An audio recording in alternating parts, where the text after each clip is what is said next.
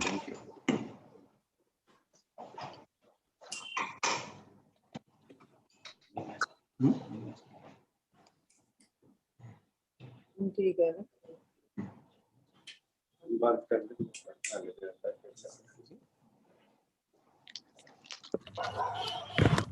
Namaskar. Now we are on live. We have made it live. Respected Dr. Gopal Krishna Gandhiji is a distinguished thinker, scholar, and writer. Esteemed Mrs. Ajit Kaurji, President of FOSWAL. Respected Professor Chandrasekhar Kambarji, President SahityaAkademi. Reverend Dr.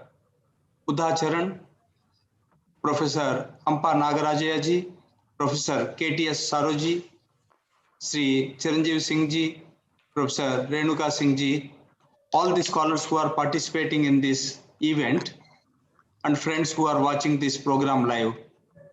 I'm glad to welcome all of you for this South Asian Literary Conference. At the outset, I would like to congratulate Madam Ajit Kaurji of FOSWAL and her team for organizing various SAARC meets year after year. This unification of cultures of South Asia is something that needs to be done constantly on various fronts. For South Asian region is a hotspot of cultural confluence.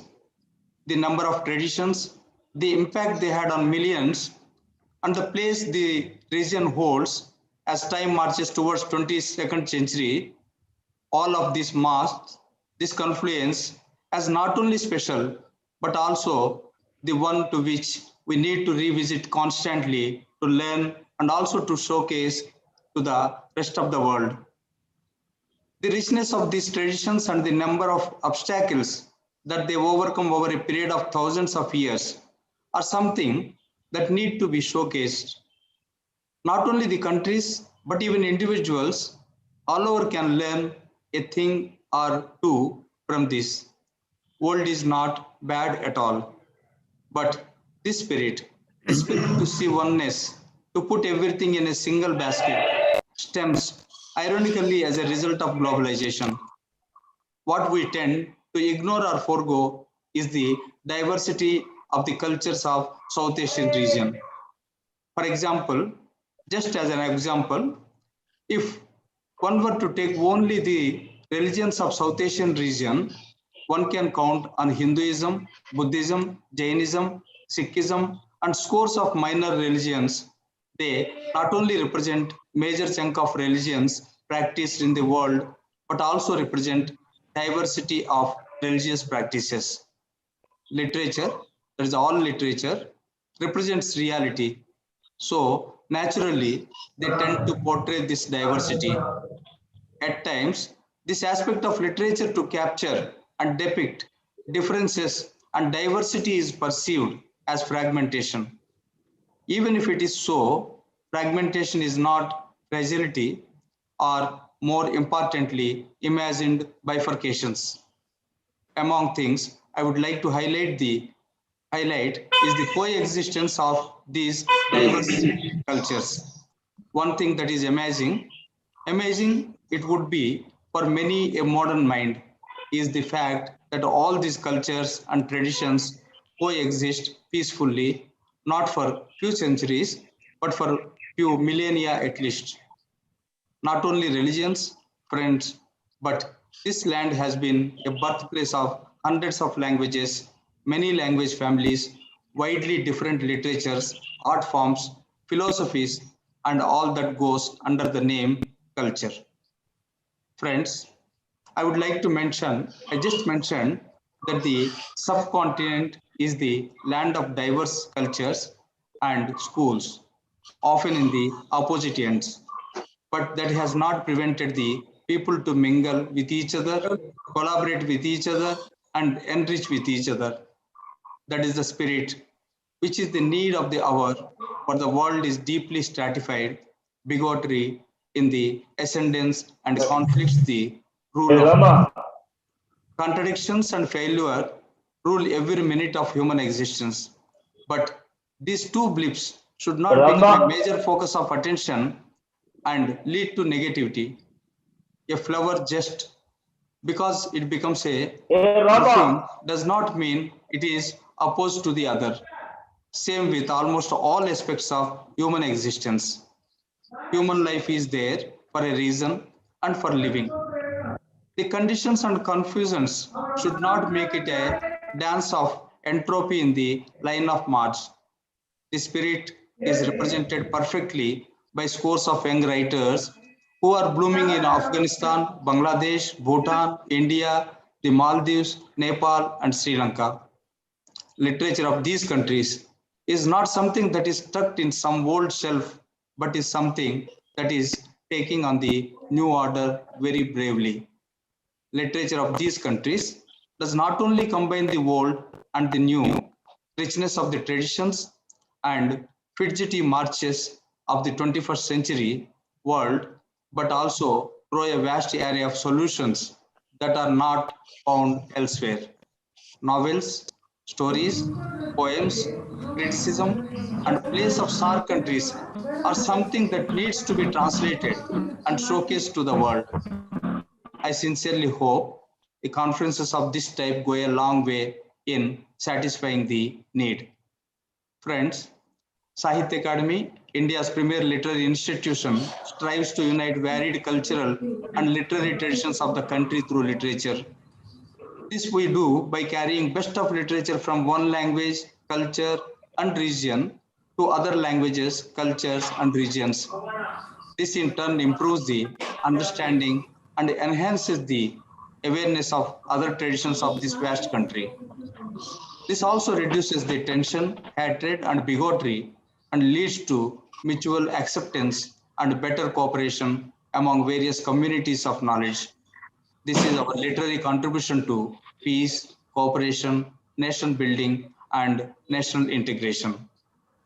FOSWAL is one institution that has been working very hard to enable SAARC writers to express themselves in various ways, and Madam Ajit Kaurji has been rendering human service to the writers communities in all the SAARC countries for a very long time now.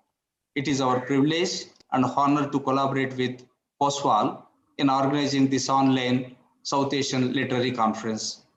With these few words, I am gladly welcoming all the dignitaries taking part in this inaugural session, and namaste. Now I request Madam Ajit Kaurji to address this August gathering. Madam, you have to unmute yourself. Please unmute.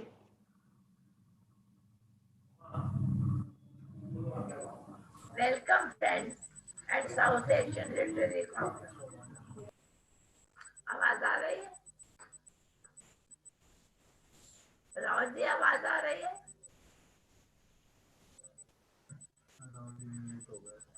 Rao ji आपकी आवाज नहीं आ रही? Yes, we are hearing. नहीं ठीक है, आ रही है आपका आवाज. बोलिए madam.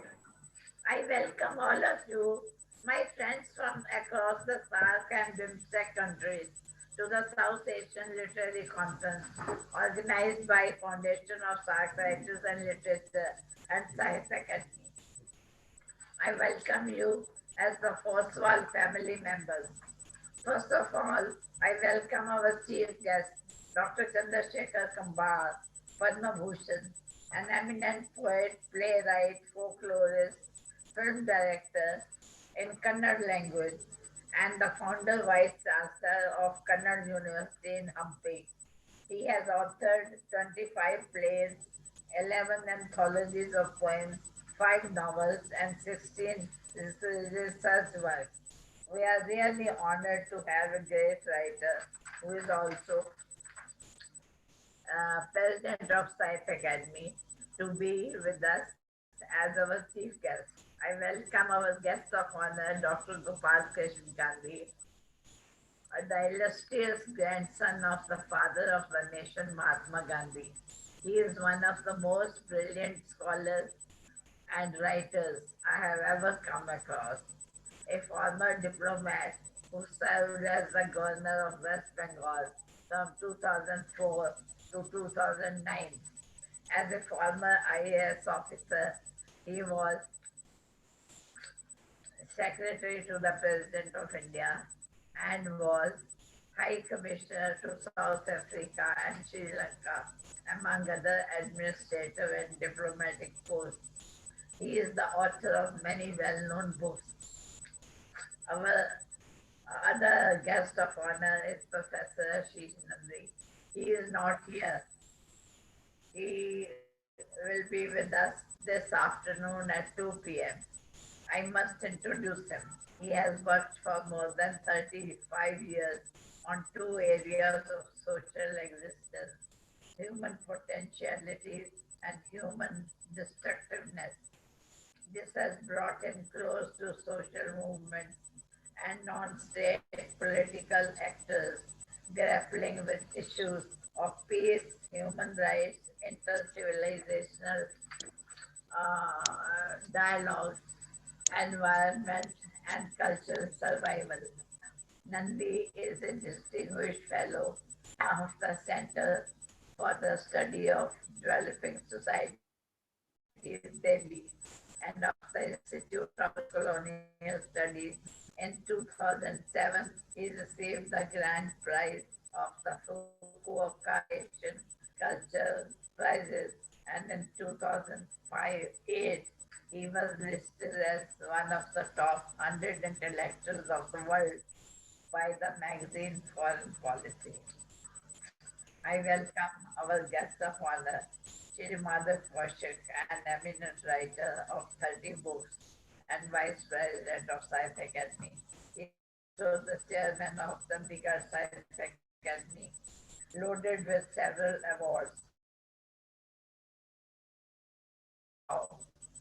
The Secretary of Science Academy, who is a multi-dimensional individual. In his long and illustrious career, Dr. Rao has been closely associated with various prestigious projects such as Encyclopedia of Indian Poetics, Encyclopedia of Indian Literature, National Bibliography of Indian Literature, Archives of Indian Literature, Indian Literature Abroad.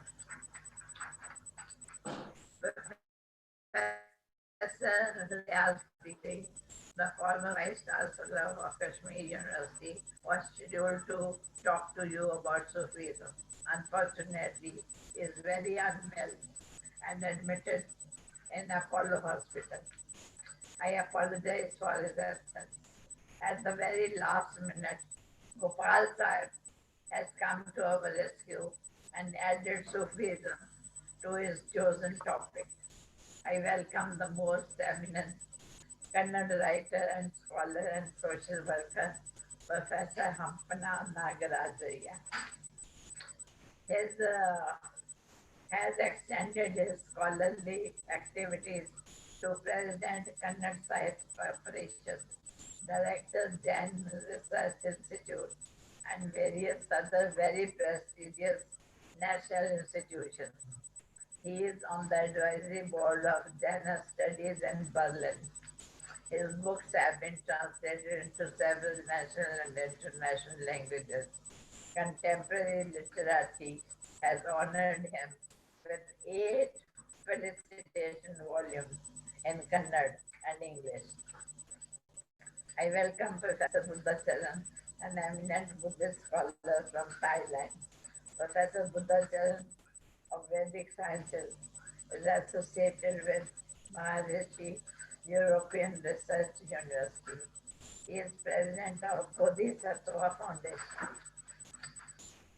I welcome Professor Karam Tej Singh Sarao, a unique and one of the most popular Buddhist scholars who has got 2 doctorates from Cambridge. He is the head of Buddhist studies in Delhi University. He was awarded the prestigious Commonwealth Scholarship in 1985 to study at the University of Cambridge, from where he received his second PhD. Professor Rao has been a visiting fellow and professor at several universities across the world. He has written 16 books and published more than 250 research papers and articles. I welcome Mr. Charanjeev Singh, one of the most popular scholars and social activists of Bengaluru, who has been India's ambassador to the UNESCO, was visiting fellow of the Queen Elizabeth House, Oxford University. Since his retirement, he is associated with numerous non-governmental organizations working in the fields of rural development, environment, and culture. He was awarded the Rajyotsava Award in 2005 by the government of Karnataka. He was awarded knighthood by the President of France in 2015 for his contribution to Indo-French culture. I welcome Professor Renuka Singh, a well-known sociologist. He has been working in the field of gender studies, diaspora, and Buddhist studies for over 4 decades, travels extensively, delivering lectures at various seminars and universities abroad. She was also a senior UGC fellow and is currently the director of Tushita Mahayan Meditation Center and the chairperson of Punjabi Sahitya. She has authored several books that have been translated into several languages of the world. I welcome Dr. Anand Kumar, the director of this conference, an eminent poet and novelist and research scholar. He is one of the most important members of the FOSWAL family. I welcome all the eminent scholars, poets, fiction writers, and research scholars. I feel humbled by your luminous contributions, my friends. I am very grateful to SahityaAkademi for collaborating with us to jointly make this conference possible. Now let me narrate the story of Foundation of SAARC Writers and Literature in brief. 35 years ago, in 1986, I launched upon a journey to bring together the hearts and minds of this turbulent SAARC region. The driving force behind this endeavor was love. The golden sparrow I was chasing was peace in the region, love for the people living in the neighboring SAARC countries, and peace in the region. For the last couple of years, we had to change the name of our festival to South Asian because of the absence of Pakistan, a member country of SAARC. In 1987, for the first time after partition, I was able to get visas for 10 writers from Pakistan. That is now how a mad dream was launched, a pioneer dream. Most eminent writers from Pakistan, like Intezar Hussain, Ahmed Faraz, Fakhr Zaman, Mohammad Mansha Yag, Afzal Hassan Randawa, Akhtar Hussain Akhtar, Chittal Hassan Jagam, set foot on Indian soil for the first time in their lives. And the first ever Indo-Pakistan Writers Conference was organized. From India, Kamaleshwarji read his Hindi story, and Joginder Kaulji read his Urdu story, and I read my Punjabi story. 2 months after our Indo-Pakistan Writers Conference, which was unprecedented success, the great Pakistani singer Ghulam Ali was invited by Pakistan Embassy. From the airport, he asked Pakistan Embassy officials, "Who is this Ajit for?" Evidently, almost everybody from Pakistan Embassy knew me after the Indo-Pakistan Writers Conference. He wanted to see me before going to Pakistan Embassy. He came to my house, touched my feet, and said with choked throat, You have opened us iron gates for us. Our organization gradually emerged as the first ever non-governmental Track 2 initiative in the SAARC region, working primarily among writers and scholars and peace activists and in cultural areas since 1987. We worked with our own resources from 1987 to the end of 1999. Money came from Alpana's paintings, my daughters. An endless, constant, result-oriented, first ever public diplomacy track 2 initiative in the SAARC region. I confess the idea of organizing a compact conference of all the writers of the SAARC region came from the then Joint Secretary SAARC, Meera Shankar, because in the rules-bound, red-tape,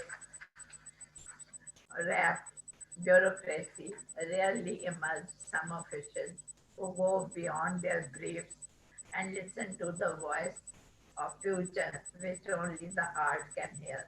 She invited me to South Block and said, we need you to do a SAARC Writers Conference in which you should invite all those writers from neighboring countries whom you have been inviting for all your literary initiatives. We need a non-government organization like your foundation to do this for cultural connectivity in the region. Though we have been building bridges of cultural connectivity with all the countries of the SAARC region since 1987, we also trace that centuries-old civilizational and cultural links even beyond SAARC region, extending to Afghanistan and Burma, Myanmar. Poets from both the countries have been participating in our conferences. During the SAARC summit in 2007 in New Delhi, the President of Afghanistan, Excellency Mr. Karzai, requested our Prime Minister Dr. Manmohan Singh to let Afghanistan be a member of SAARC. So Afghanistan became the 8th member of SAARC, all because of our visionary approach since April 2000. In 34 years, our organization, Foundation of SAARC Writers and Literature, which has been given the unique honor of SAARC Apex body, has organized 57 conferences and festivals and academic seminars for deep deliberations about what binds us emotionally and civilizationally and culturally. Our literature, our music, our folklore, our beliefs, our myths and legends, our sensitivities and deep mystic beliefs, our poetry and our melodies, the evolution of our ancient knowledge system, and our deep devotion to the infinite balance of the universe through our conferences and festivals on literature. Literary बोलूंगा इसमें दीदी ये देख के पता चल time Poetry, literature, poetry, Buddhism, and Jainism and Sufism and Bhakti and Sikhism, folklore, environment, peace and reconciliation, plight of our women and women writers, and the plight of the subaltern backward communities and their writers, terrorism and healing history. The current South Asian Literary Conference is our 58th mega event. We have been holding conferences not only in India, different cities of India, but also in all the SAARC countries as well, many times over. The themes of this conference are Buddhism, Jainism, Sufism, Bhakti and Sikhism. These are the reconciliation of all opposites, the outer and the inner, the material and the spiritual, the here and the hereafter, the human and the divine. The festival is not about religion or religious poetry. It is about fastening together the hearts, the minds, and the conscience of the people through love, compassion, and mutual respect. It is a meet that would endeavor to rediscover the spirit of the tasawwuf and mysticism. The menace of terrorism, religious fanaticism, and communal violence have only added to an already dark situation all over the world. Terrorism perpetrated in the name of religion is the death of human values. Everything in Sufi and Buddhist and Jain and Bhakti and Sikh ideologies stand opposed to terrorism.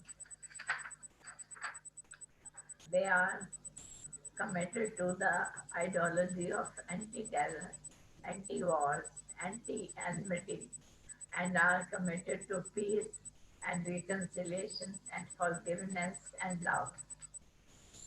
Through these, we rediscover and reinterpret Orientalism and become conscious about the necessity of creating democratic and secular spaces.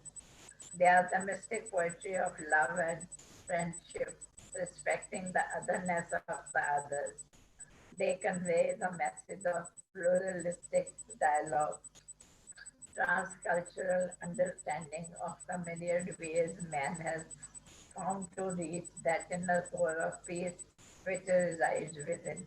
This is the only way to unravel the great mystery of life and the greatest mystery of that masterly magician who created it all and is keeping all of it in a delicate balance.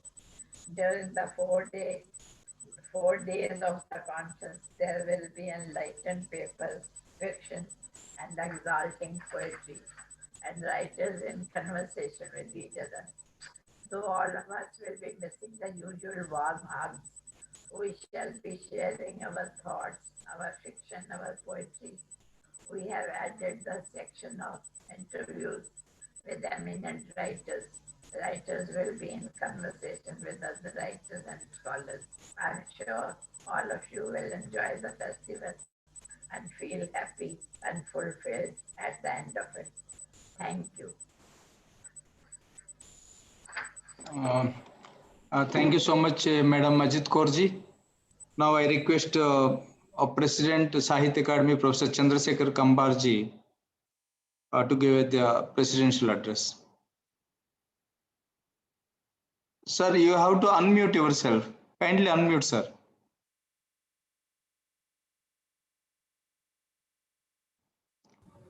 Yeah, right. Okay.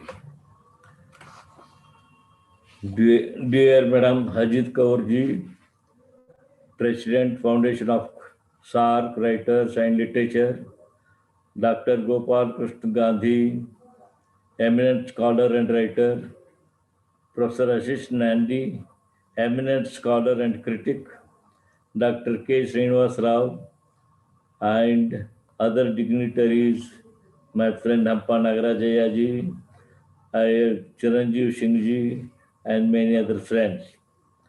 At the outset, I congratulate FOSWAL, and it is a wonderful concept to bring together writers of various backgrounds from SAARC countries. I am sure this conference will throw out very exciting ideas over next few days.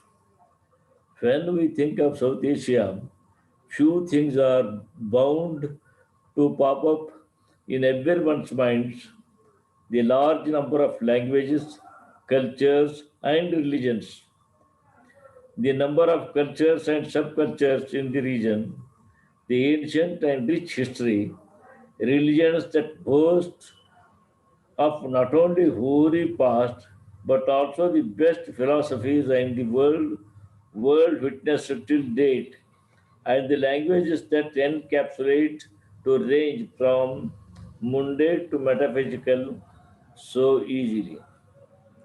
This very mixture makes the South Asian countries very special, and Earth and The amount of literature and philosophy of this region is unparalleled. It is one of these aspects, religions of South Asia and what they did to ordinary human beings for the past 2 millennia. That is what I am going to talk about. Hinduism, Buddhism, Jainism, Sikhism, religions born here along with various types of Christianity and Islam contain the best of thoughts for all the human beings. Many devotional schools of Hinduism and these religions are not satisfied merely focusing on what might happen after death, but rather about what happens here and now. All these religions, of course, did talk a great deal about God, heaven, and whatnot for more than 2000 years, but have had their gaze firmly on the ordinary people and the lives they lead. This focusing on the lives of ordinary people led to the development of very fine theories of justice, dharma, and legal digests that covered from family dispute up to social stratification, and much more. The development devotional or bhakti schools were not to merely enslave people in some magical stories with the promise of golden hand in the next life, but went further ahead and played pivotal role in social re-engineering. This is so true of Bhakti movement of the medieval period, when the saints of Hinduism, Sikhism, and Buddhism played major role in overhauling the society, when it started growing crushed and contained fallen citadels. These religions are affirmative and positively led people towards overcoming misery. Just that one route for rooting out a desire to overcome the overwhelming ocean of misery, while the other goads people to place the desire towards culmination, which is the betterment of conditions for both ends of the spectrum.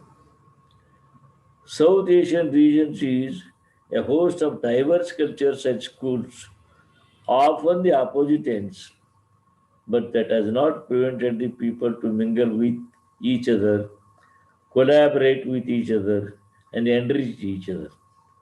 That is the spirit which is the need of the hour for the world. These religions have many commonalities despite the apparent contradictions in the texture and structure. That is the beauty of this land. Everything in this life is a process of efforts towards the ultimate or bliss. Ironically, that ultimate or bliss is also a starting point. The literature emanating out of these religions, not only devotional literature, but metaphysical, epistemological, logical, legal, moral, historical, and other literatures point to the existence of literary hotspot. Much of these literature remain oral in nature, and we should not forget tribal and folk religions also. This literature is a treasure trove that needs to be unearthed and brought to the attention of the world. What the world can learn from that treasure trove is unlimited, and that can only over well for the world. If the principles are imbibed and practiced, the world will be a better place. The better world is a place without hatred and violence, and we would work towards it So whatever age in which we are living in, as we march towards that, there is no shame in taking the help from every corner. South Asian religious literature provides just that. I thank FOSWAL for inviting me and having me here. My best wishes to all the friends who are participating in this conference. Thank you all. Thank you very much. Thank you, sir. Now we have with us a very eminent scholar, thinker, writer, and a statesman, uh, Dr. Gopal Krishna Gandhiji. I think he has just gone somewhere, it seems. He was here a few minutes ago. Sir, I was just introducing, we have with us a very eminent scholar, thinker, writer, and a statesman, Professor Gopal Krishna Gandhiji. I request him to address to the conference. Sir.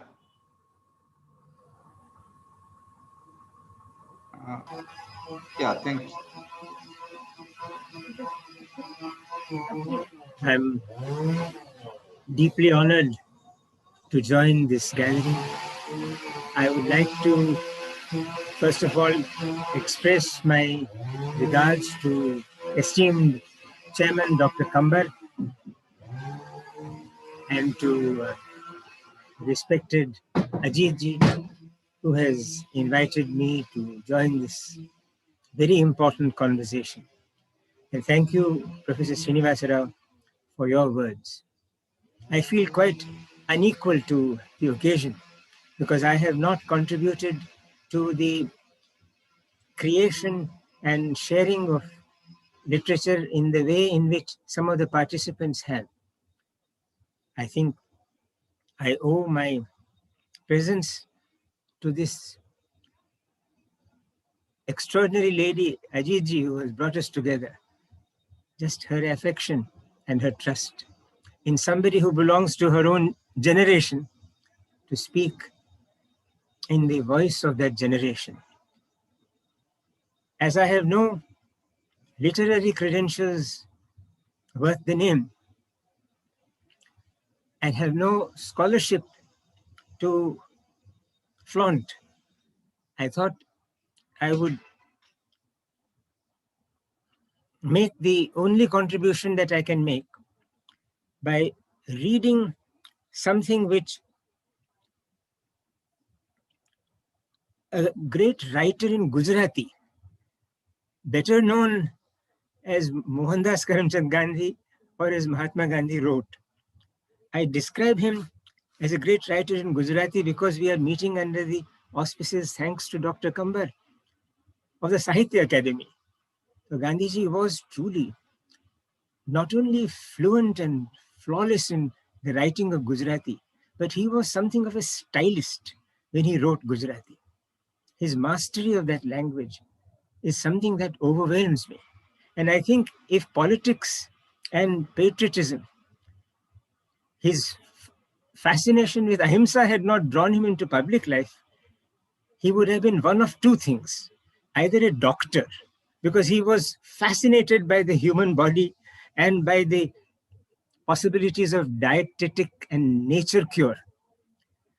He would have been a doctor. Or he would have been a Gujarati novelist and a compiler of Gujarati proverbs. For he used Gujarati proverbs beautifully in his scattered writings. I thought I will share with you a small piece of writing in English by him, for he describes in it a very important experience of his in South Africa, where he was working as a barrister, a lawyer, but also as a public activist. As a preamble to what I'm going to read, I would just like to explain the setting of what he has written. There was in the years 1905, 6, 7, a great political tension in South Africa created by the promulgation of a law which required Indian South Africans to register themselves in the Transvaal, that is the Johannesburg, Pretoria area, and in certain other parts of South Africa, by giving their fingerprints. Dr. Kambar, am I audible enough? Am I audible enough? Yes, sir, you are audible. Yes, sir. Thank you, Professor Srinivasrao. So there was a new requirement of Indian South Africans to give their fingerprints in order to qualify for certain civic responsibilities and prerogatives. Gandhiji took strong objection to this, and so did the Indian community in South Africa, saying that only criminal tribes in India were required to give fingerprints to obtain access to civic rights. And so a movement was launched against the giving of fingerprints. It was a very popularly sustained movement which brought into its fold Indian South Africans of all descriptions. And Gandhi was, along with many others, jailed for that movement. Now I shall read what he has written about his experience when he was in jail. It is about a compromise that was proposed to him and which he grasped in the spirit of the struggle. He writes, on 21st January, I had an unexpected visitor. Mr. Albert Cartwright, editor of the Transvaal Leader, had himself suffered imprisonment for reasons of conscience and was as broad-minded as he was able. He had remained indefatigable in his support of the Indian cause. He and I became good friends.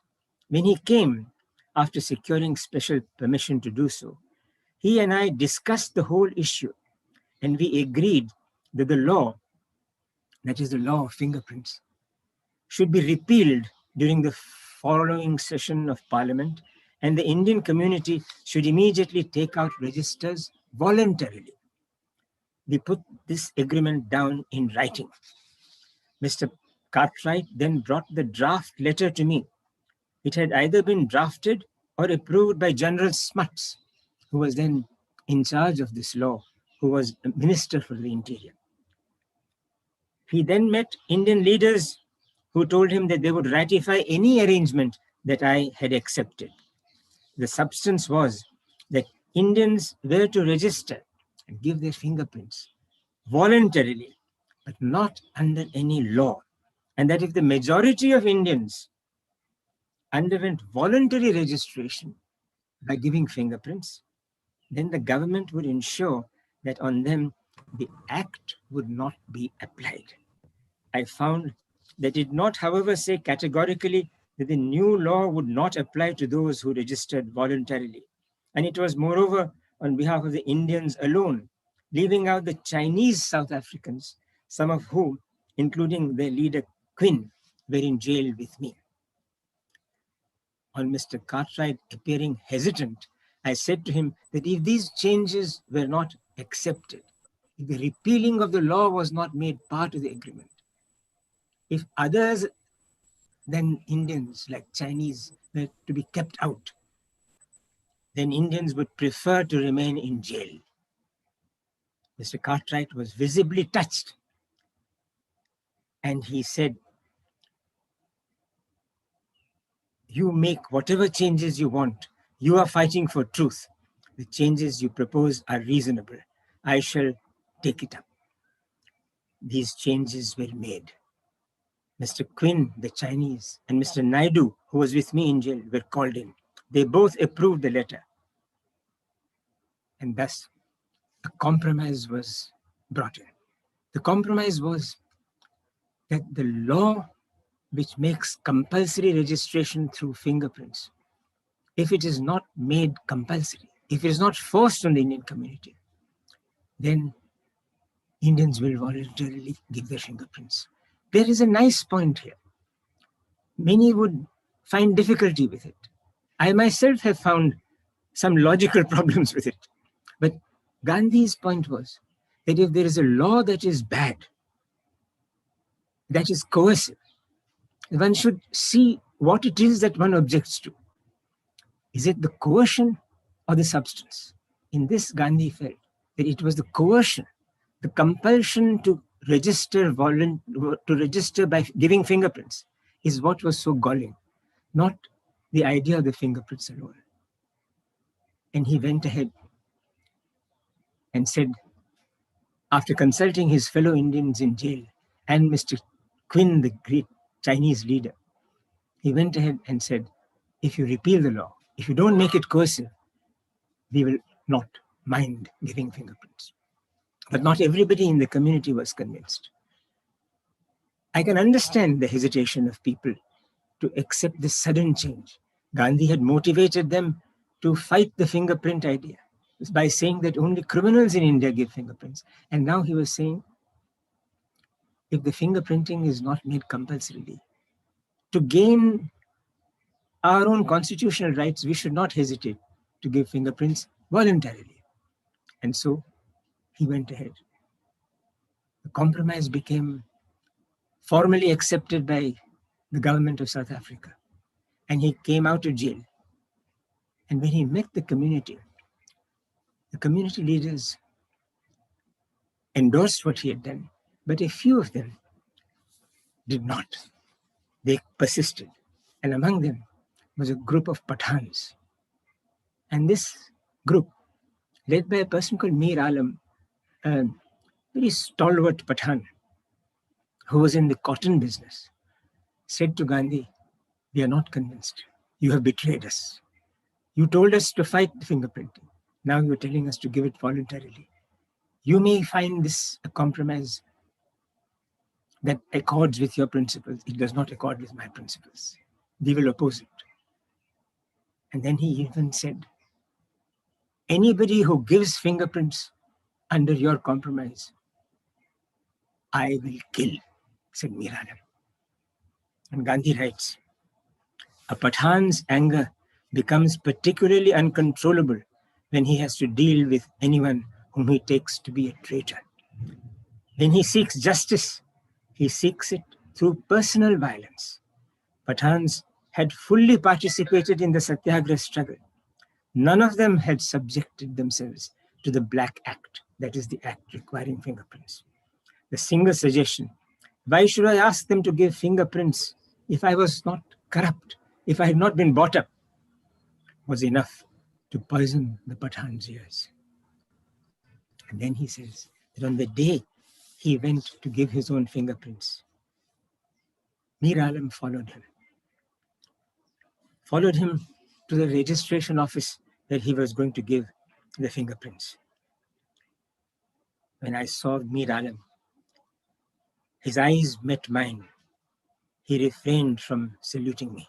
That is, the normal form of greeting was a salam. Mir Alam did not offer him the salam. I saluted him, and he saluted me in return. I noticed his angry eyes and took a mental note of the fact. I thought something was going to happen. I entered the office to give my fingerprints. Mir Alam and his companions had followed us. I did feel there would be an attack on me. Not more than 3 minutes from the registration office, I became sure. Mir Alam accosted me and asked, where are you going? I proposed to take out a certificate of registration, giving the 10 fingerprints. If you go with me, I will first get you a certificate with an impression of only 2 thumbs, and I will take one for myself, giving the fingerprints. I had scarcely finished the last sentence when a heavy cudgel blow descended on my head from behind. I do not remember the manner of the assault, but people say that I fell down unconscious with the first blow, which was delivered with a stick and they also kicked me. Thinking me dead, they stopped. I have an impression that as the blows started, I uttered the words, "Hey Rama." I have no notion what I followed. He survived the attack and was taken by friends to the home of Mr. Doak, a Christian missionary friend of his. And when he recovered his consciousness, he immediately asked, "Where is Mir Alam?" And he was told, "The police have taken him." And he said, "I do not want him to be prosecuted. Mir Alam did what he thought was right. I did what I thought was right. Mir Alam is not to be prosecuted by me. I have no charges to lay against him. I have no charges to lay against him." This was a South African instance of Gandhi saying that violence is not to be returned or reciprocated by counter-violence. That there has to be space for disagreement, that there has to be space for different opinions, but that those who follow the path of their truth must do so non-violently, compassionately, with understanding, with a consciousness that the other person may not be wholly wrong and oneself may not be wholly right, but not violent. The response to violence is not revenge, it's not vengeance. It is understanding and it is compassion.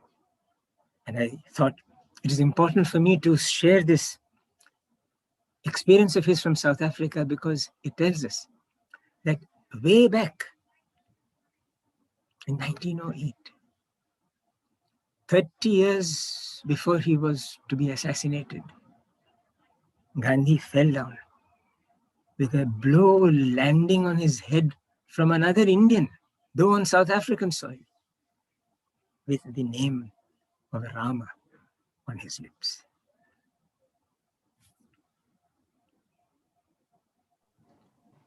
Thank you, sir.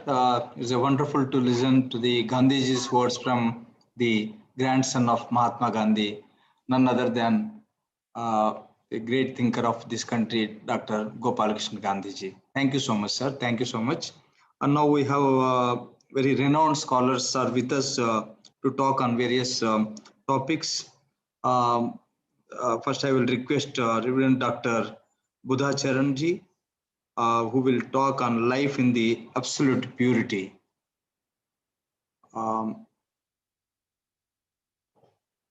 He was here, but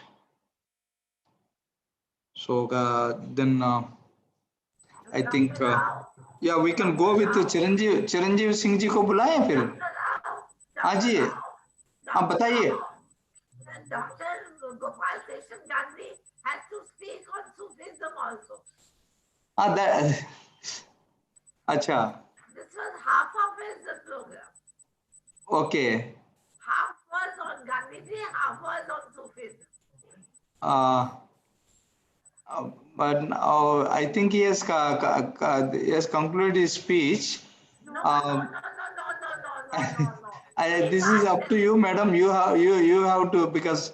Please request him. Sir, Dr. Gopal Krishna Gandhiji, sir, what Ajit Kaurji was saying that you have to speak on Buddhism also.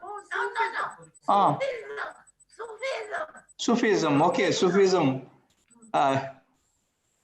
What do you say, sir? Kindly unmute yourself. Let me just say, yeah. If I am lacking in credentials to speak on literature, I am lacking in even greater credentials to speak on Sufi literature. I have no knowledge of it beyond what everybody has of the words of the great Jalaluddin Rumi. I have no other knowledge of Sufism. And I have, of course, seen the paintings of the great Arpana Kaur, daughter of Ajitji, on the theme of Sufism. I think Chiranjeev Singh ji would be much more qualified to speak on Sufism than I. But obeying Ajitji's instructions and following Professor Srinivasa Rao's lead, I will say a few words in the absence of the main listed speaker. First, by wishing him speedy recovery. I understand he is seriously indisposed. Wishing him speedy recovery. I'll just say this about Sufism, that it is an ocean of experience, mystic experience, of joy in a spiritual union with creation, all of creation and the Creator, in which there is not only equality amongst all the beings that have been created, but a kind of ecstasy in the fact of that unity. I will say a few words today with the permission of our esteemed chairman, Ajitji, Professor Srinivasa Rao, and others, on a person who is regarded as a Sufi, but who may not have been a Sufi in the traditional sense, because he was a very untraditional person. We spoke of the violence that was done to Gandhi. This is about the experience of violence by Sarmad Shaheed during the reign of Aurangzeb Alamgir. Sarmad, S-A-R-M-A-D, as his name is spelled in English, Sarmad, was a person of somewhat blurred ethnicity. It is said he was born in a region which is now broadly called West Asia. He was born to parents of the Jewish faith, but he himself is believed to have taken to Islam, and then to a variant of Islam which can be called Sufi. None of this is absolutely trackable in terms of the evidence or records, but it is generally believed to be the case by the internal evidence of his thought as contained in his compositions, the Rubais of Sarmad. Maulana Azad has written an introduction in Hindustani to the compositions of Sarmad. And in that introduction, he tells us what I have learned about Sarmad, which is as follows. Sarmad moved from the place of his origins, which could be somewhere in the region of Iran, Afghanistan, moving southwards. He was drawn to India. And in the village of Thatta, in Sindh, he came to know of a Hindu youth called Abhay. And the two became twinned for life. They became, if we like to say, Guru and Sishya, or they became friends or companions, and they traveled together and they came to Delhi.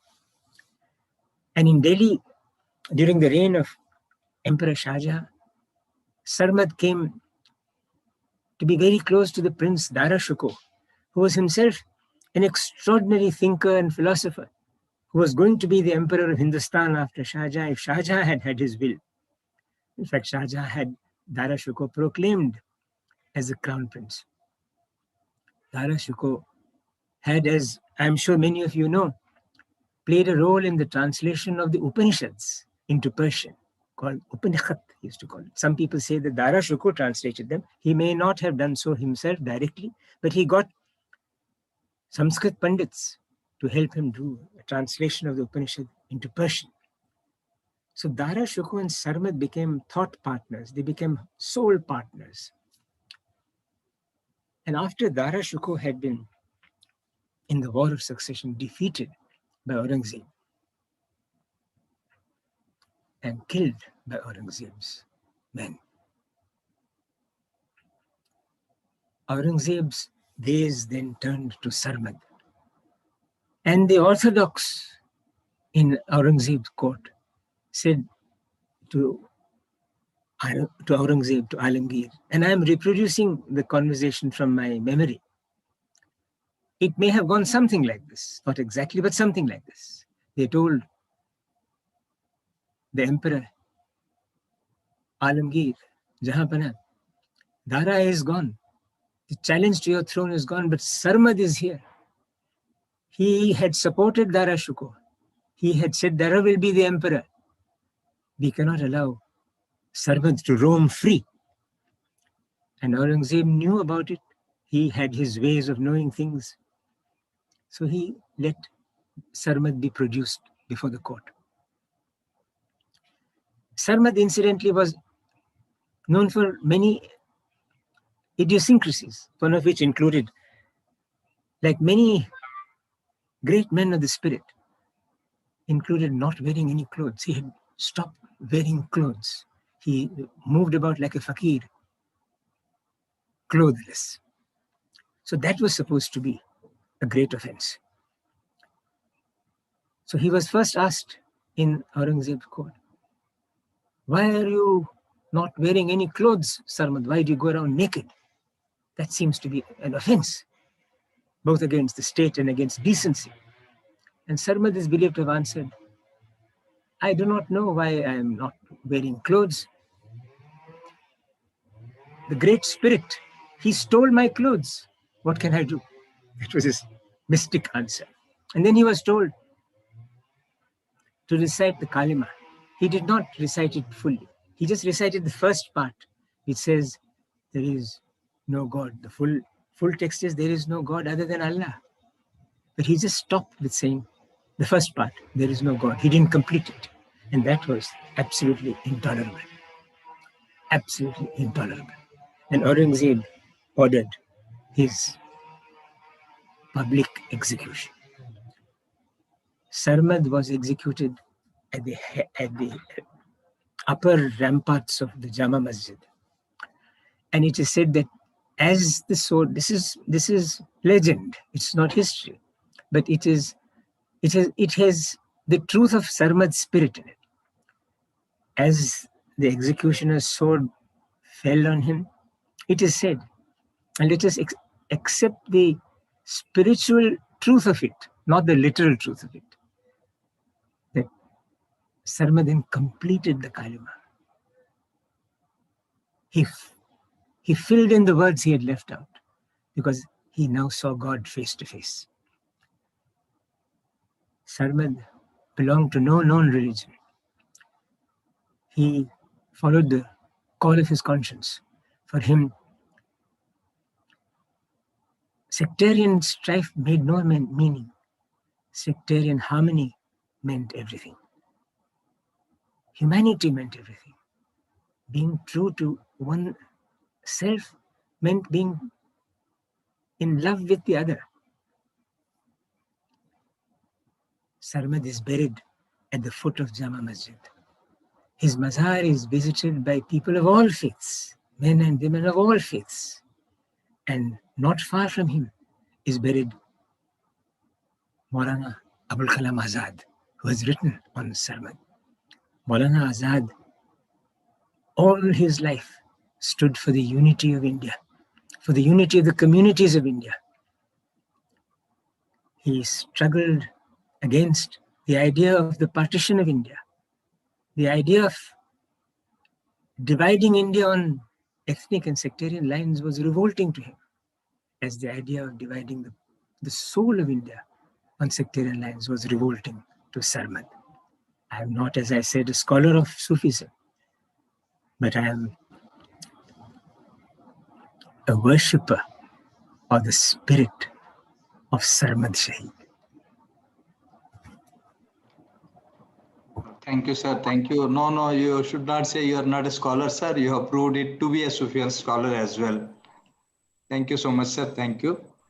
Now, I request Reverend Dr. Charanji.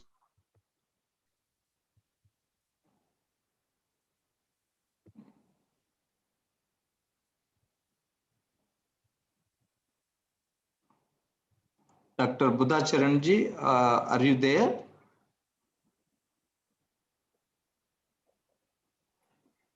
Yeah, it's coming, it seems.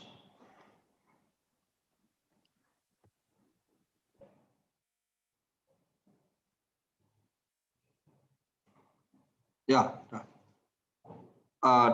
Sir, Dr. Buddhacharanji will speak on life in the absolute purity.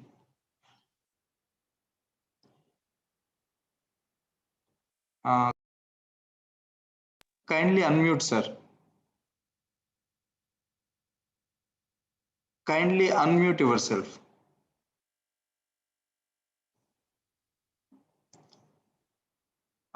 You have to unmute, sir. You have to unmute. You are in a mute mode, sir. You have to unmute.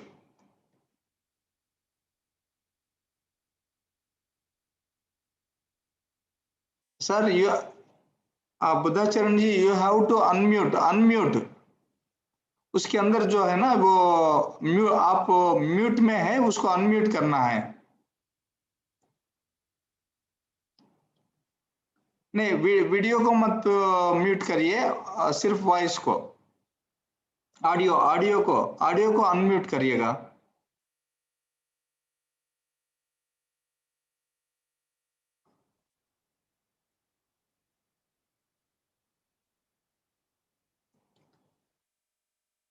नहीं, आपने mute करके रखा है sir, उसको unmute करना है. You have to unmute.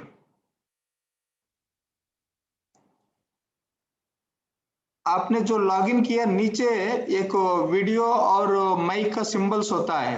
हाँ, अभी अनम्यूट हो. Okay, now it is okay. You put on your video also. But I thought earlier I sent you a video, 12 minutes video, and you're gonna play it on that video. But I didn't know that. I will speak to you live. Yeah, please, whatever. Okay, I will speak now as much as I can. How much time do I have? Maybe 10 minutes you can take, sir. Wonderful. First, I'd like to thank. You have to put you are on mute mode of your video, sir. Video also you can unmute. Now I sent a request. You just click on the request. Your Okay. video will come. All right. Okay. Request. Right. Perfect, sir. How do I do that? Yeah, thank you, sir. Thank you.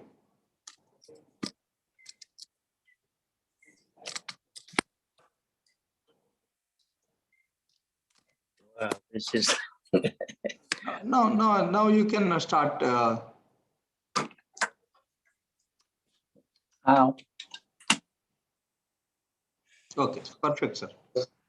Okay, I can start now. Yeah, please. But I cannot see myself here. It's okay. But we all can see you. Wonderful. Buddhang saranang gacchami. Dhammang saranang gacchami. Sanghang saranang gacchami.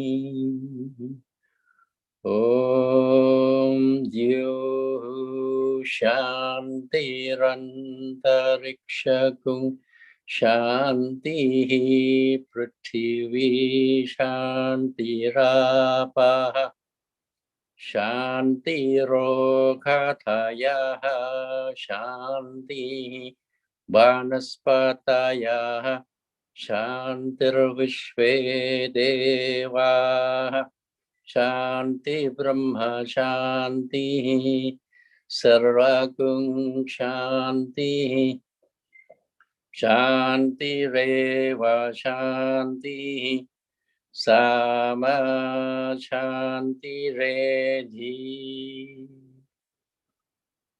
Hari Om. Good morning, everyone. Greeting from a very far distant Thailand. I'm right now on the island called Phangan in the south of Thailand. And I appreciate the SahityaAkademi to give me a chance to share the wisdom of Bharat. Ved Bharat, Pur Bharat, Pumi, Gyan Bharat Pumi, which I'm very proud of to be part of you all. This talk will just reflect from my 50 years of sadhana. I, as you know, as a disciple of the greatest saint called His Holiness Maharishi Mahesh Yogi. And through him, we now cognize the greatness of Vedic Guru Parampara. We cognize the greatest lineage of where the wisdom of Ved has been permeated on this planet Earth for eternal time. But today we have 10 minutes, so I just talk about life experiences, what is fullness, and what is all other philosophy and literature comes about. From the point of view of Maharishi Mahesh Yogi, he opened to us the Turiya state of life. Like, remember, this time is the Mahashivaratri, then we should refer to Turiya as part of Shiva Day. Shivam Shantam, Shiva is Shanti, Advaitam, he's a singularity, unity, or yoga. Chaturtham, Manyante. This Chaturtham to me is the most important life. The fourth state of our nature or our conscious mind or our consciousness, apart from waking state, sleeping state, and dreaming state, 1 to 3. You need the fourth to connect with the deeper value of awareness, like cosmic consciousness, which is the fifth, where individual is totally separate from the cosmic self. It's just the individual who's based on our conceptual, therefore karma is always behind it. But once the experience of the fourth state, or Turiya state, then the fifth state, which is Turiya Teeth, is separate individual life totally from the past karma. And that separation we call cosmic consciousness. That means the individual expand to become cosmic universal. At the same time, the individual still remain individual based on the individual karma. And then this is the fifth. Without the fourth experience of the fourth Turiya, this Turiya Teeth is not possible.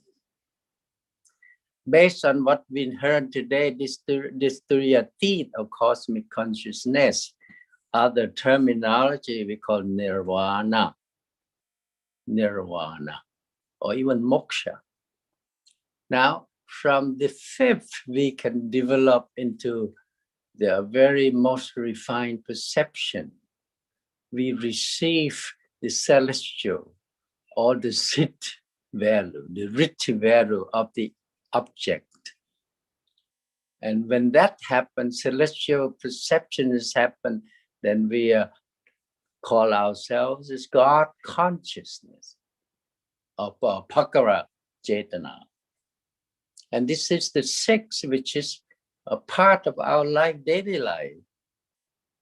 And then when that heart value become more and more developed, which is very much in the Bharat Bhumi. Most of people who born on that Bhumi cognize as the people with very full-lit heart. And that heart value, when it's perceived, the most celestial object in terms of oneself, then one become higher state consciousness called unity consciousness, or even Brahman Chetana. That's what Atma Gyan recites. That's what Brahman is there. So this is what we have learned from Maharishi Vedic science through a daily practice of Bhavati Dhyan and Vedic Patanjali Yoga Sutra. With all the philosophy of yoga, we practice this daily, and then life will be developed. And this is what I wish that the Indian government, the education department, the culture department see this value as the priority for perfect education. Shiksha, education, shiksha is nothing but to unfold the totality, Purgyan, within one's own. Now, I don't have much time, so I'm gonna sing you one song which I put together, where Maharishi talk about his Gurudev, his divinity, Brahmananda Saraswati, the Jagat Guru of Jyotimat. This is the Shankaracharya of Jyotimat, some 100 years back. Live in the absolute purity alone, could speak out the truth of life in its fullness, its completeness. This life is not the life that's seen by the people. We don't talk of his life in terms of when and where he was roaming. The wave of eternity formulate his breath, the shine Vedic wisdom for all time to come. This wave of eternity, perfect wisdom, to shine to the world for all. Those who have seen me with him, they know what was this life, that shine eternity. A-I-U, Gurudev, Brahmananda Saraswati. I'll live that kind of life without thought of surrender, natural state of surrender in me. From the Vedic wisdom point of view, how A turn into E, and then U emerge, and R come, A, E, U, Ri, A, O, Au, Aham. These 8 most fundamental sound or basis of all manifestation, of all language, all culture, all poetry, all philosopher, all religion. This is, to me, is the land of Bharat, Bhumi. Thank you for the opportunity to share with you. I hope we can see each other in person some other time. Jai Gurudev, Jai Bharat. Thank you, Reverend Dr. Buddhacharanji, for your wonderful talk, also your blessings. Now I will call upon Professor Hampa Nagarajaya ji. He's a very renowned scholar, particularly in the field of Jainism and Sikhism. And today's talk is on Jainism and Sikhism, working together to help humanity. Hampa Nagarajaya, who is also a SahityaAkademi's Bhasha Samman awardee. Welcome, sir. Kindly unmute yourself.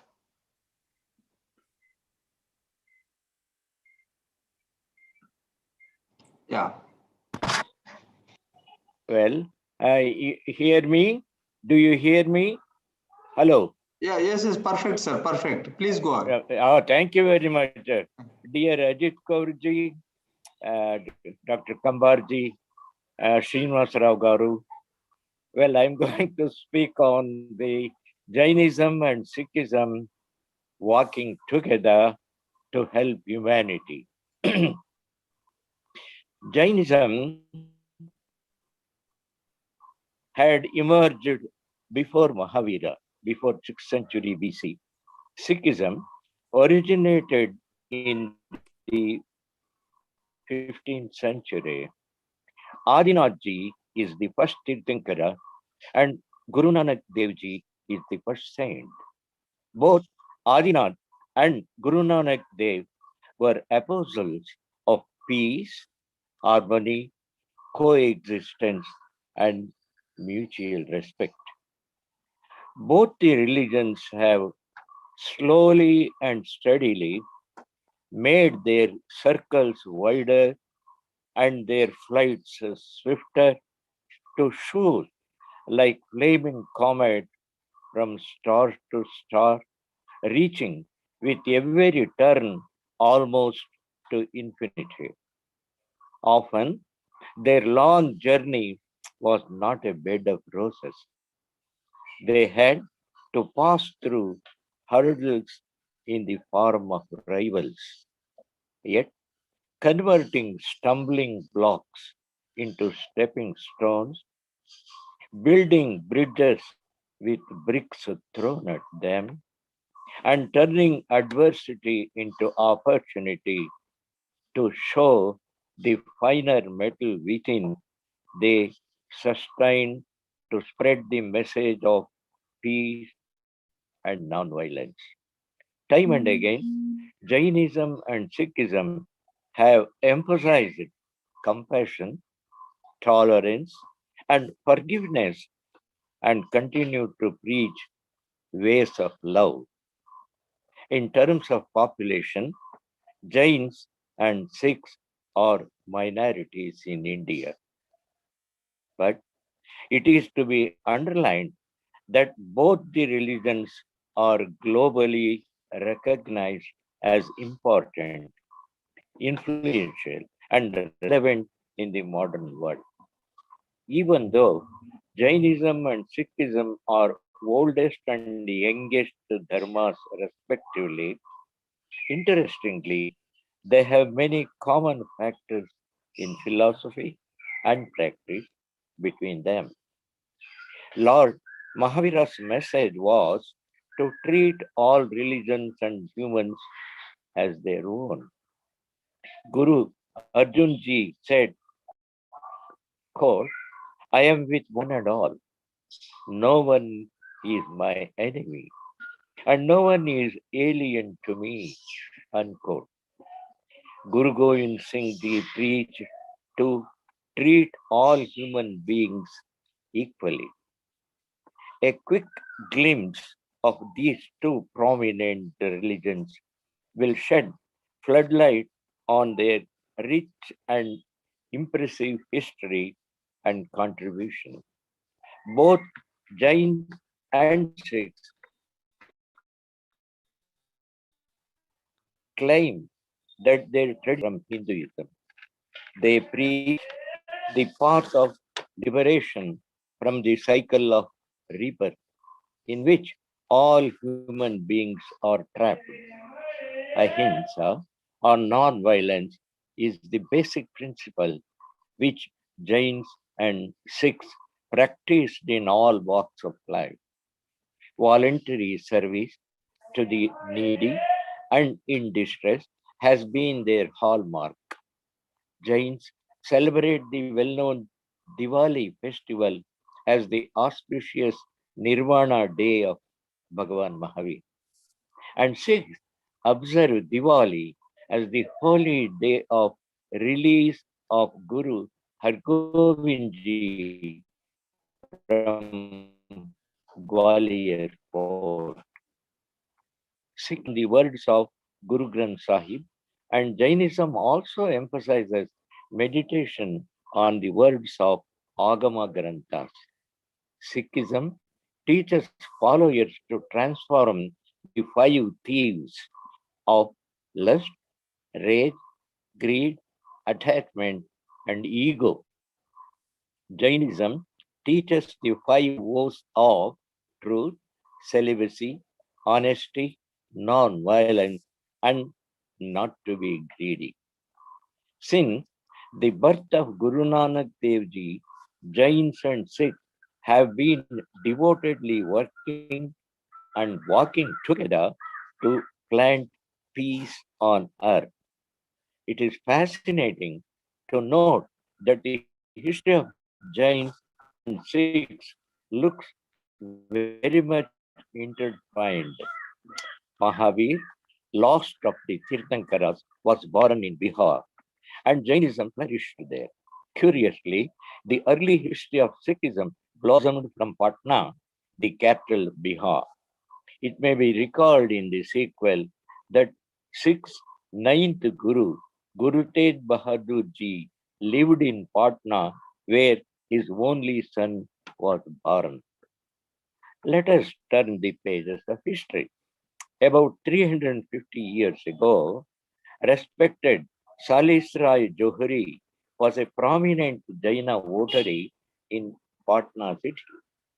When the ninth Guru of the Sikhs, Tegh Bahadur Ji, and his family was on its way to Assam, Salisrai Johari of leading Jaina family happily hosted them. Mata Guruji, Gujriji, wife of Guru Tegh Bahadur Ji, stayed with this honorable Jain family for several years. It is to be remembered that the 10th Guru of Sikhs, Guru Gobind Singh Ji, was born in this Jaina household. In fact, till he reached the age of 6, Guru Gobind Singh Ji lived in this household. Later, Guruji went to Anandpur, where he studied Sanskrit and Persian in addition to Punjabi. The cordial relationship between Jains and Sikhs did not end there. Subsequently, the celebrated Jain family of Salisrai Johri donated a piece of land for the Dharmashala, and eventually Sri Patna Sahib Tak, the famous Sikh holy place of worship, was constructed there. Again, the same Jain Johri family built a Jain mandir next door to Sri Patna Sahib Tak. Thus, both the Jain temple and the Sikh Gurudwara bloomed on the same soil next to each other as God's messengers of peace. Jina Mandir and Sikh Gurudwara, side by side on the same campus, just separated by a simple wall, shining bright, stand as an unique living example and a testimony of respect for each other, proclaiming the eternal message of Jivu Jivasya Jivitam, live and let live.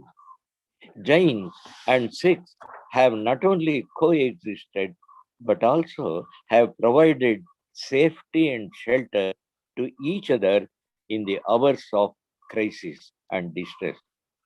To cite an example, during the migration of Jains and Sikhs from Pakistan in 1947, Jaina Acharya provided protection to Sikhs. It is well known that in Punjab, some Jain monks have come from the homes of Sikh families. Moreover, Jain monks stay in Sikh homes and accept food from them. Jains and Sikhs are good friends and have never quarreled. They have never intermarried, harming or destroying each other's places of worship. The state of Punjab is a model and provides examples of brotherhood. The Punjab University, Patiala, has an independent department of Jain studies. Sikhs attend Jain colleges and Jains attend Sikh colleges. In the field of entrepreneurship, they are working together and have made Ludhiana a hosiery capital of the world. In the field of administration, they are helping each other. Jains have served Sikh Maharajas in prominent positions. The Sikh kings who ruled Faridkot, Jind, Nabha, Patiala, etc. in Punjab had employed Jains in important and trustworthy key positions such as treasurers, because Sikh Maharajas knew that the Jains were efficient and honest. Thus, Jains and Sikhs have been working together for a greater cause from several centuries. Thank you.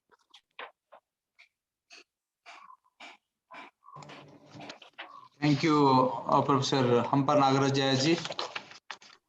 Now we have with us Professor K.T.S. Saroji, who is also been called as Karam Tej Saroji, who is a historian and writer. He is also a professor and head of the Department of Buddhist Studies at Delhi University with us. So I request him to deliver on a lecture on relevance of Buddhism in today's globalizing world. This is what his topic. Professor Saroji. Thank you very much. I would like to share my screen. Could you please allow me to share my screen? I wanted to make a PPT presentation. I'm grateful to Madam Ajit Kaurji, the President of FOSWAL, Professor Kala, Professor Srinivasa Rao, for giving me this opportunity to make my presentation here. Now,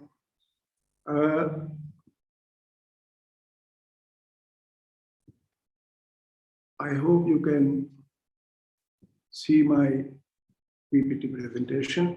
The topic on which I am going to share my views on is the relevance of Buddhism in today's globalizing world. As the time is very, very short, only 10 minutes, so I'll just rush through the main slides that I have prepared. When I go through the teachings of the Buddha, which I have been doing for more than 45 years, I realize that from the perspective you look at today's globalizing capitalistic system, this capitalistic system is, as Karl Marx used to say as well, is highly unstable. This is one very big problem in today's world. The system, capitalistic system, is very, very unstable. The second other very big problem with this system is that it perpetuates and aggravates inequality. So as capitalistic system is kind of evolving, the access to resources is becoming extremely unequal and is getting further aggravated. For example, if you look at the present situation, only about 2% of the world population owns more than 90% of the resources. This is an extremely big problem.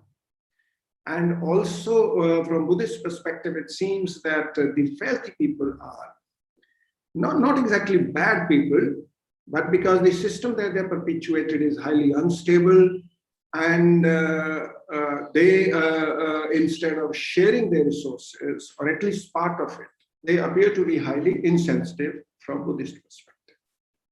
Also, the third problem with the globalizing capitalist system is that it promotes competition as against cooperation. Buddhism talks in terms of cooperation rather than competing against each other. The fourth problem is waste of precious resources and pollution. The Buddha says in the Aganya Sutta that the biggest problem in the world is basically private property. And the Buddha seems to indicate that state largely exists for the protection of the private property. In other words, state generally sides with the rich than the poor. Talking about today's situation, one very interesting book that has been prepared by Meadows and Meadows. They actually have a kind of NGO, and for the last about 50 years, this group has been working on various issues that sort of exist in today's globalizing world. Meadows and Meadows in this book, on the basis of this very well-documented work, have said that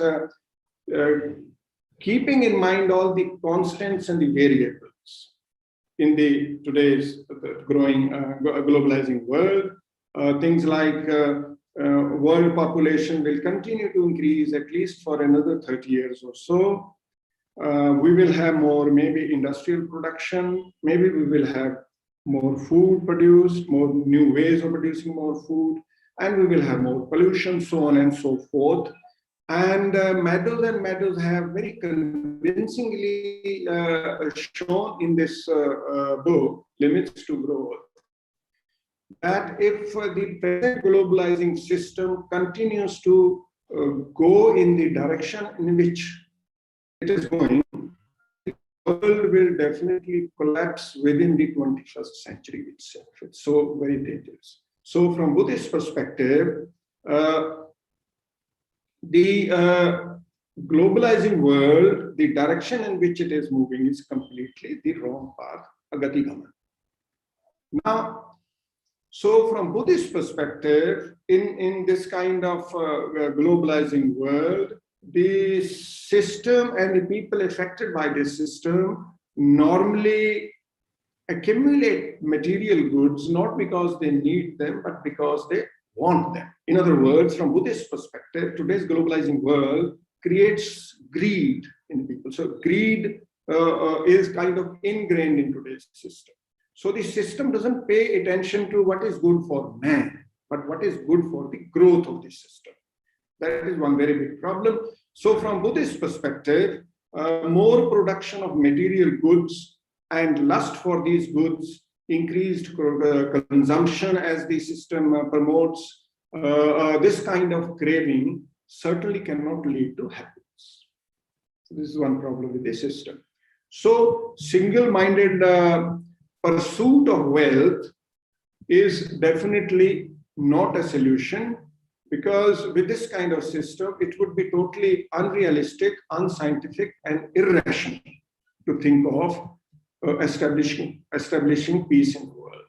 Because as long as the system focuses on goods, then people, it is impossible to imagine peace in the world. So from Buddhist perspective, the most important thing that needs to be done in today's world is a revolution in fairness. So the resources are so very unequally distributed, and this kind of unequal distribution is becoming further aggravated. Till this continues, till every citizen of the world is provided proper access to the resources, the basic needs are met, it is impossible to think in terms of peace in the world. So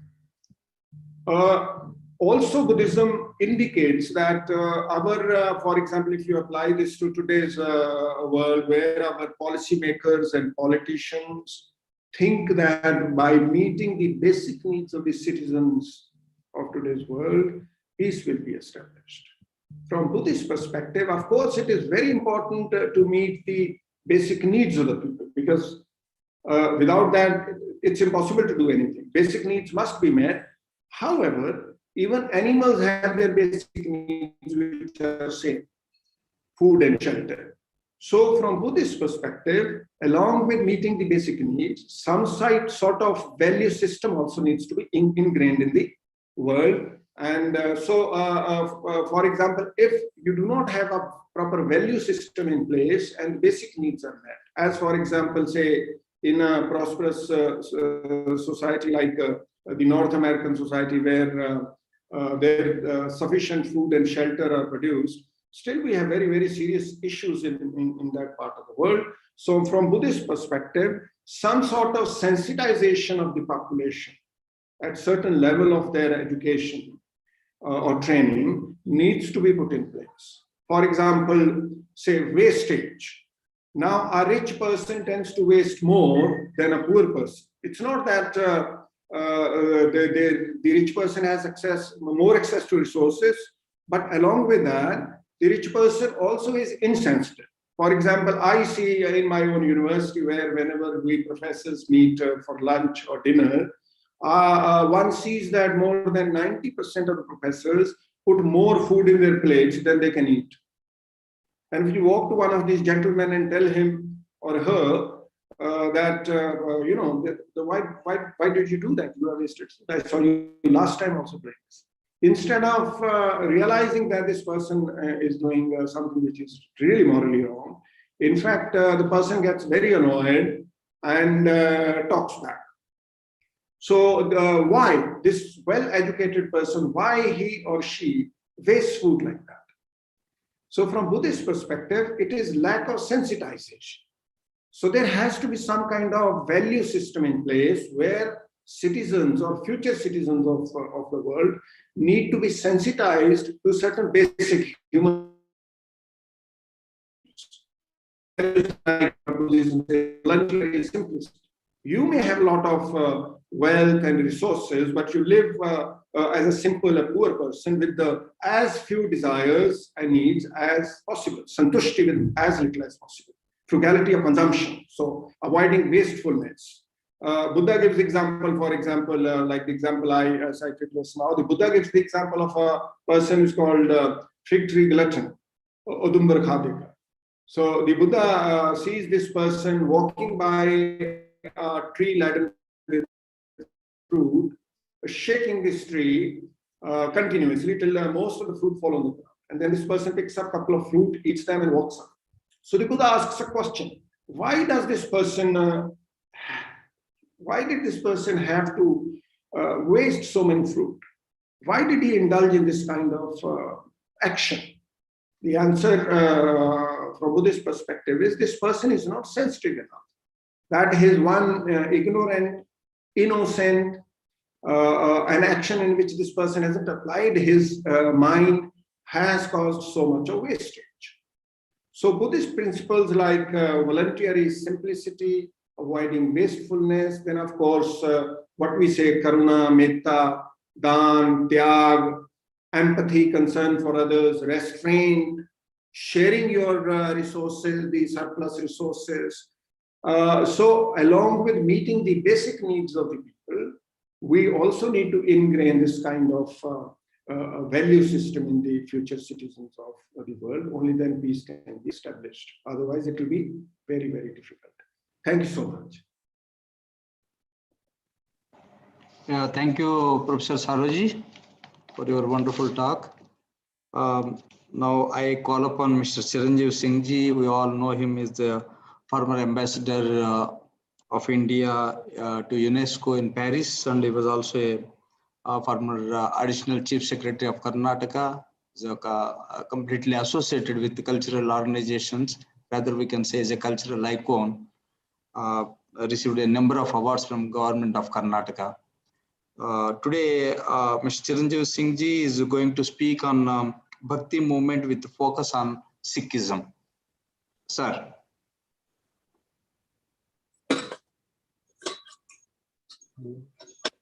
The distinguished participants, I'm grateful to Madam Ajit Kaur for inviting me to speak on Bhakti and Sikhism. Ajit ji is a very brave person, brave in her powerful writings and brave in life.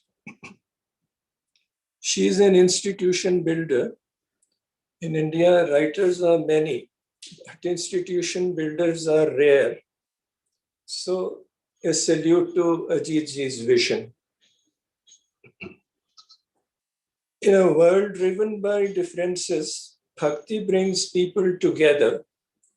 Bhakti preaches equality of human beings. Liberation from the cycle of birth and death is possible through devotion and right conduct. Guru Nanak said, truth is higher than all, higher still is truthful conduct. All the saints of the Bhakti path laid emphasis on love and compassion, which is the basis of dharma. They who love find God, said Guru Gobind Singh, Jin prem kiyo tinhi prab payo. Bhakti is devotion, faith, worship, adoration, love, reverence, and surrender of ego. The Bhakti movement arose in South India, then it reached the north. An old verse says, Bhakti was born in the south and then reached the banks of Ganga, where Ramananda and Kabir revealed it to the world. Devotion is not bound by ritual. It is a personal relationship between devotee, God, and Guru. The relationship between Guru and devotee is as important as that between devotee and God. Kabirji says, Guru and God both are standing before me, whose feet should I touch first? Sacrifice I am unto my Guru, who brought me to God. Devotion can be to formless God, the Nirgun one, or to a deity, the Sagun one. In Tamil Nadu, the saints who propagated Bhakti belonged to the Saguna stream. Nayanmars worshipped Shiva in various forms, and Alvars worshipped Vishnu in the form of Narayan. They came from different castes, and their compositions are intensely devotional. Their bhakti is not dry and austere. As Rajiv Taranath said, the north had Homa, the south had Archana. North of Tamil Nadu in Karnataka arose the Lingayat faith in the 12th century. This was a revolt against orthodoxy led by Basvarna. Lingayats came from all castes. D.R. Nagaraj calls it a wide range of expressions of protest against orthodoxy. Basvarna is called Bhakti Bhandari, repository of Bhakti. Lingayats worship Linga, but this is a symbol of formless Shiva, akin to Nirgun form of God. Hirenallur Ishwaran, a linguist scholar, has written that Lingayatism is closest to Sikhism, which is Nirgunvadi. Following the Lingayats came the Vaishnavite saint poets, the Dasas, of whom the leading saints were Purandar Das and Kanak Dasa. From Karnataka, the influence of Lingayats and Dasas spread to the neighboring Telangana, Andhra, and Maharashtra. Dasa saints popularized devotion to Vithala form of Vishnu with its chief shrine at Pandharpur. In Maharashtra, beginning with Sant Jnaneshwara in the 13th century, there arose a strong bhakti movement comprising a long line of saint poets, also centered around the worship of Vitthal, the Varkari tradition. Ramananji took the Vaishnav stream of bhakti from south to the north. Among his many disciples, 12 are considered the main disciples. It said that he had more than 500 disciples. The main ones include Kabirji, Ravidasji, Pipaji, Sanji, and Dhanaji. And their compositions are included in Guru Granth Sahib also. Ramanandi saints spread Vaishnav Bhakti all over the north.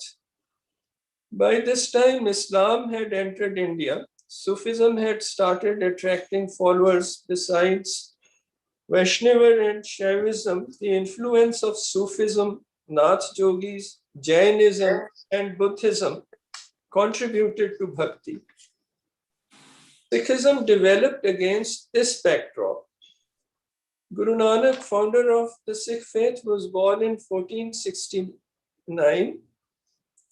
At the age of 30, he had theophany. It is said that before dawn, as usual, he entered the river baying and did not come out. People thought he had drowned. After 3 days, he emerged from the river. He had been in the presence of Parameshwara. He was commanded to propagate the worship of true name. This became Guru Nanak's mission. On his reappearance, the first words that he uttered were, "There is no Hindu, no Musliman." He recited the mantra, the Mool mantra, which is the basic credo of Sikhism. One God, truth's the name, creator, without fear, without enmity, timeless, never born, self-existent, known by Guru's grace. Ek Omkar. One is written in the numeral form. This emphasizes oneness of creation and creator. To spread the message, Guru Nanak traveled more than 28,000 kilometers from 1500 to 1524 within India and abroad. During these travels, he had dialogues with sants, siddhas, yogis, sufis, priests, and learned people. Sikh history records that it was Guru Nanak's influence that turned Kabirji and Ravidas ji from Saguna Ram Bhakti to Nirgun Bhakti. Hindi scholars like Shyam Sundar Das, Dhirendra Verma, Ram Kumar Verma, Gobind Trigunaya all have noted Punjabi and Sikh influence on Kabir Bani.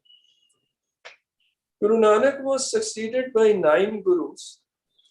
The martyrdom of Guru Arjan and Guru Tegh Bahadur transformed the Sikhs into a community prepared to fight tyranny and oppression. For this, Guru Gobind Singh created the Khalsa.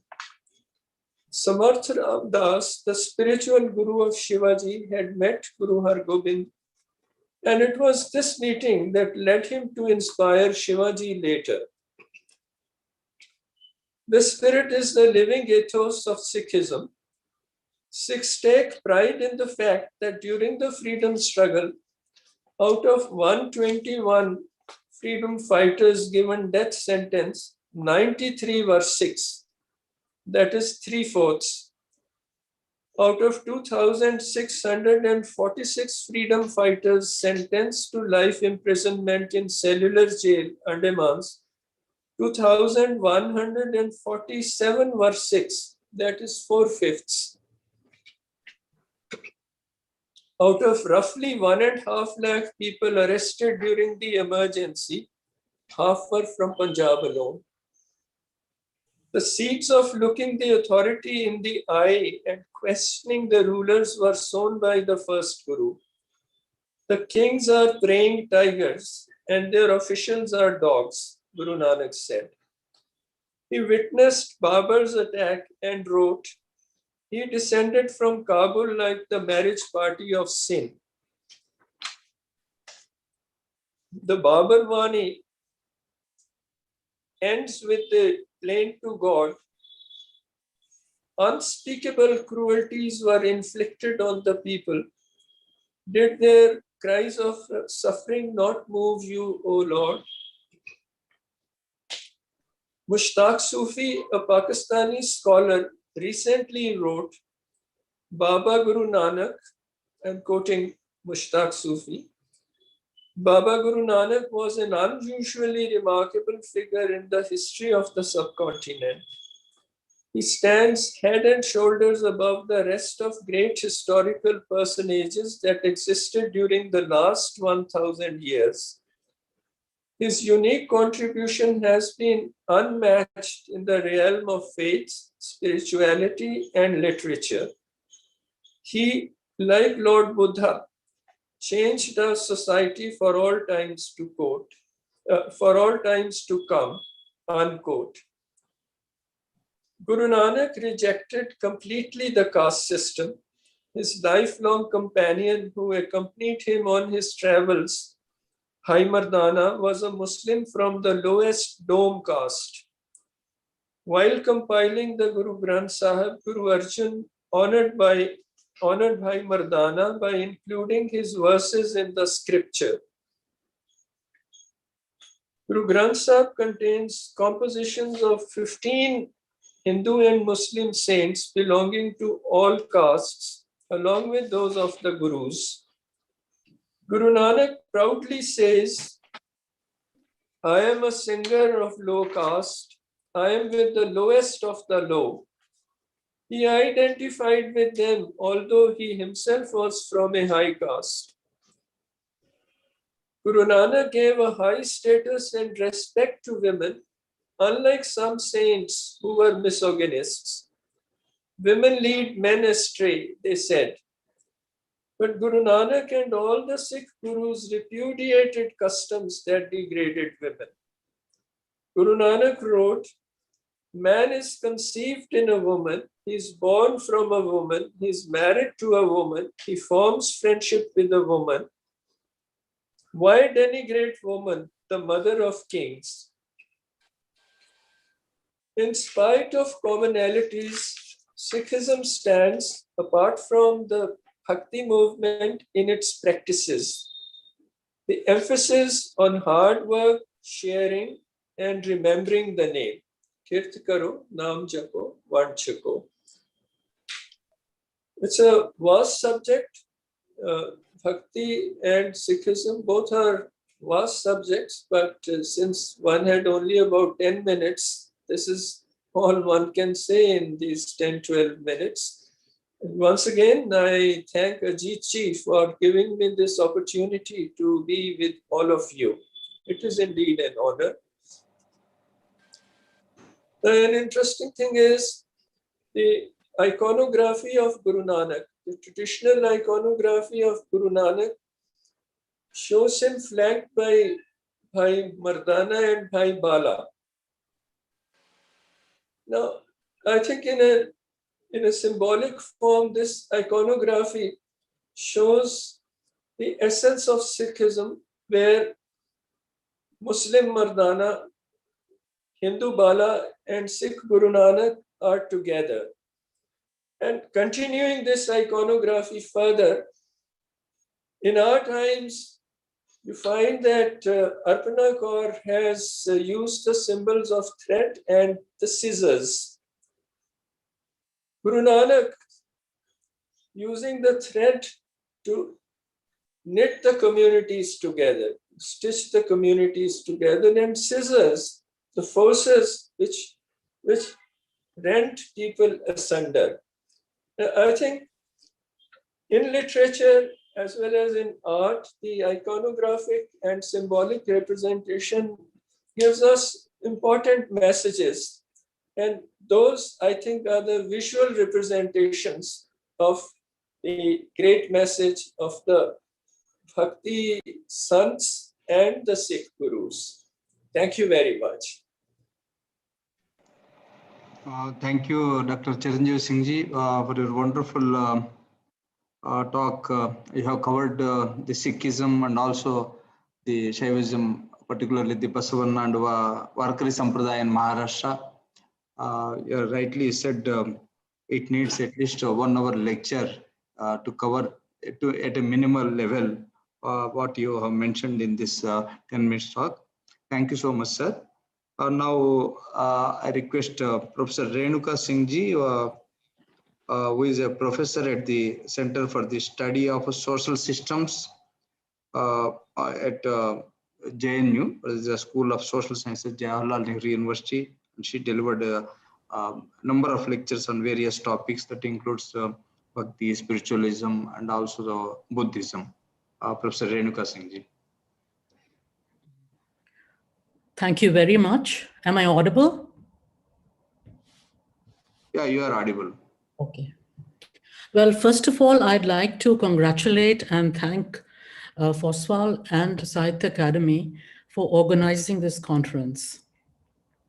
It is indeed a great honor to be part of it, and I thank in particular Mrs. Ajit Kaur Ji, who's like a surrogate mother to me, for inviting me to this conference. As far as my presentation is concerned, it is on an encounter with His Holiness the Dalai Lama. So it will have 3 parts. First of all, I'd like to mention how I met His Holiness. And secondly, I'll have an excerpt from one of the interviews that I've conducted with him in Dharamsala. And finally, I'd like to end up with a couple of quotes from the latest book that I've done with him during the COVID times. It's called The Little Book of Encouragement. So it was way back in the 80s when I was a doctoral student at JNU. I had a lot of questions regarding the nature of mind. And I had read a lot of philosophy, psychology, and my teachers could not address certain questions of mine. So I was actually in search of answers. That's a time when a friend of mine said, oh, there are some lamas coming to Delhi. Why don't you go and meet them? But let me tell you, before I actually met His Holiness the Dalai Lama, I read about Zen Buddhism and Tibetan Buddhism for a couple of years. So it was in 1986, actually, that I attended a teaching given by him at a suite at the Ashoka Hotel to a group of young urban professionals. We were around 35 of us over there in a suite. So at the end of the teaching, I asked him my question. And I was quite taken aback that he took half an hour in answering my question. So immediately in my mind, I thought, well, here is a person from whom I can learn something. And after that, I had a private audience with him for half an hour or maybe 40 minutes. Yeah. And I remember when I stepped out of that room, I had been transported to a different level of reality or consciousness. And I think that was the beginning of my journey. And it was not only the reading that helped. He said, you have to start meditating. So since 1986, I think my relationship with him has deepened over the years, and it's an ongoing connection. And now I'll come down to this excerpt from the interview which I had conducted. Each time I meet my teacher, the freshness and fullness of his whole being touches my heart directly. His simplicity, humility, childlike innocence, serenity, joyousness, and scholarship are equally captivating. A stage comes when the boundaries between the master and the pupil disappear, and they experience a deep and momentous spiritual union. This is exactly what I felt when I went to Dharamsala to interview His Holiness the Dalai Lama for one of my books. So my question to His Holiness was, can you give me some details about the difficulties you faced in your spiritual struggle? And His Holiness's response was, there was a long silence.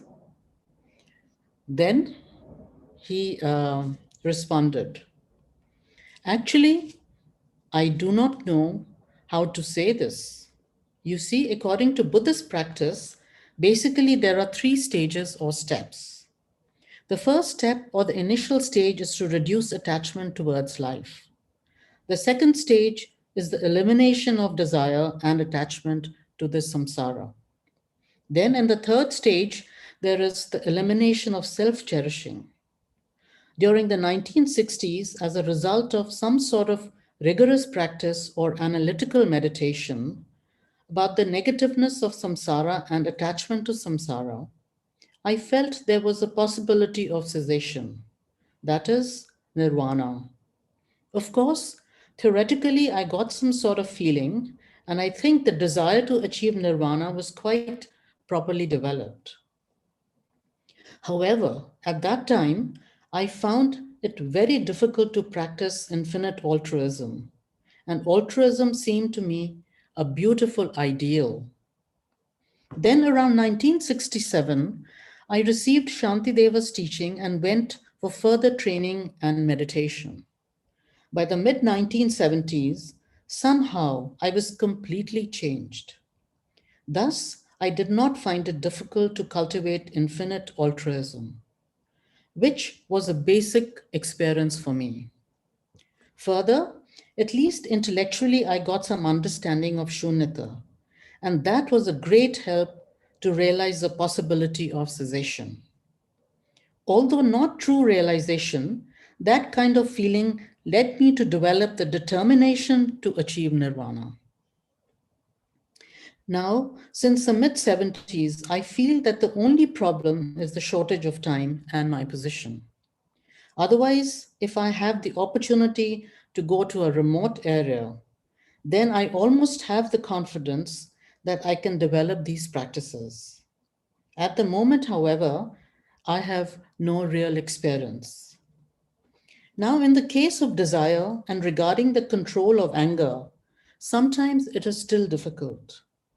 Whereas right from my childhood, I had no difficulty in eliminating or weakening ill feeling. Desire as attachment to good things and fame is not strong either. Then comes desire as sexuality. The path of practicing celibacy is followed in order to achieve the cessation. The main obstacle or the main factor which holds samsara is desire or attachment. There are different kinds of attachment. Attachment towards life, attachment towards oneself, and the sexual attachment. Attachment to food involves taste, smell, and sight. In the case of sexuality, the combination is more complex. That is of beauty, appearance, smelling, also kissing, and then finally the touch. The scriptures usually say that sexuality is the strongest or the worst kind of desire or attachment. Therefore, in order to reduce attachment, it is useful to be celibate. Thus, from the Buddhist perspective, spiritual practice means reducing attachment to this life and samsara. For the layman, it is not necessary to control sexual desire, but at the same time, you can purify your mind and eventually reach nirvana without becoming a monk. Then I asked him the question, for whom is it more difficult? And he answers, I think it depends on the circumstances. Much depends on the individual. In some special cases, suppose that in those practitioners who are actually well equipped to practice Maha Anuttara Yoga Tantrayana, strong sexual desire exists along with a high intellectual potential. They first try to understand Shunya, then with the help of the realization of Shunya, sexual desire is transformed into extra energy, which leads our mind into deeper clarity. In some other individual cases, neither is there strong sexual desire, nor are they able to transform the desire. Thus, in such cases, according to different circumstances, different Tantrayana systems exist. Then my question to him was, why have you also mentioned that one should practice Hinayana externally, or Theravada externally, Mahayana internally, and Tantrayana secretly? He responds, many scriptures say that being secret does not mean doing wrong things and keeping quiet. Here, tantric teachings are called the secret doctrine, and there are some reasons for it. Vinaya, which is external, can clearly be seen from outside, whereas Mahayana Bodhicitta cannot be seen outwardly. It is a mental attitude which is called the inner worldly practice of Mahayana. Then, in the secret doctrine of Tantrayana, you have to visualize the deity with his or her consort. A monk is very much concerned about conserving and controlling one's energy. Then my question to him was, do you undertake any exercises during deep sleep and in your dream state? Answer is, occasionally I need some effort, but not regularly.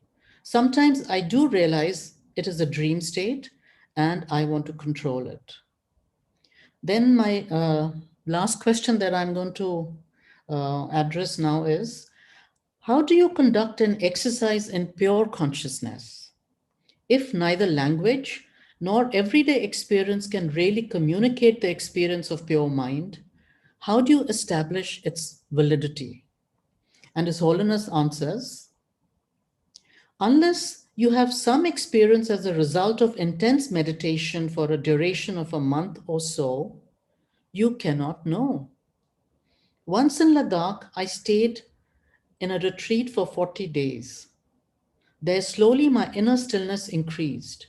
I thought that kind of experience was valuable when half my mind was watching the other half of the mind, and knew whether it was still or whether it was about to run in any direction.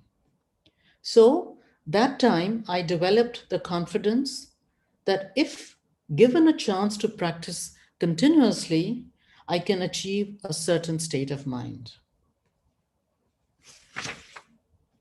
So to conclude, I would say that His Holiness the Dalai Lama, who's actually an embodiment of Avalokiteshvara, the Buddha of compassion, has not only been the spiritual head of the Tibetan community, but till 2011, he was also the political head. And he has been shouldering the responsibility of the Tibetan freedom struggle. One can derive strength from hearing and reading about his inner and outer struggles, experiences, and triumphs. Difficulties have challenged His Holiness, and he is very sensitive to the sufferings of others. Undoubtedly, he has risen to meet the challenge of hard times, and in silence and stillness, he continues to inspire us to maintain our spiritual strength and poise. He urges a life of appropriate self-discipline dictated by conscience, rather than a life of expediency dictated by society. All in all, pure, unselfish, and all-inclusive love have been the hallmarks which attract his students. It is not his power that creates a sense of devotion in others. Rather, it is his own devotedness, his compassion, and his commitment to humanity at large that is the power. Well, if I have 2 minutes, I can read those 2 quotations. Otherwise, it's okay. Please go ahead. Okay. So the first quotation is, as a Buddhist, I believe in the principle of impermanence. Eventually, this virus will pass, just as I have seen wars and other terrible threats pass in my lifetime. We will then have the opportunity to rebuild our global community as we have done many times before. I sincerely hope that everyone can stay safe and stay calm. At this time of uncertainty, it is important that we do not lose hope and confidence in the constructive efforts so many are making. And finally, in this time of serious crisis, we face threats to our health and feel sadness for the family and friends we have lost. Economic disruption is posing a major challenge to governments and undermining the ability of so many people to make a living. The crisis and its consequences serve as a warning. Only by coming together in a coordinated global response will we meet the unprecedented magnitude of the challenges we face. I pray we all heed the call to unite. Thank you very much. Thank you, Professor Renuka Singh ji. It was indeed that the encounter you said, but would able to listen to the what Holiness the Dalai Lama has said. Through you, at least we could know. Madam Ajit Kaurji, can we conclude this session?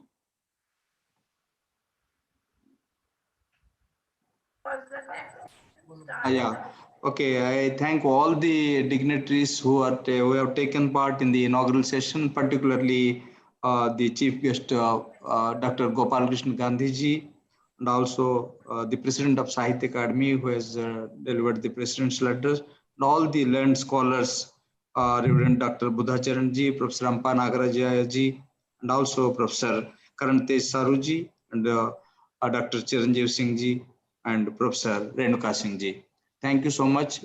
We expect the same kind of guidance and cooperation from you always in organizing our SAARC conference.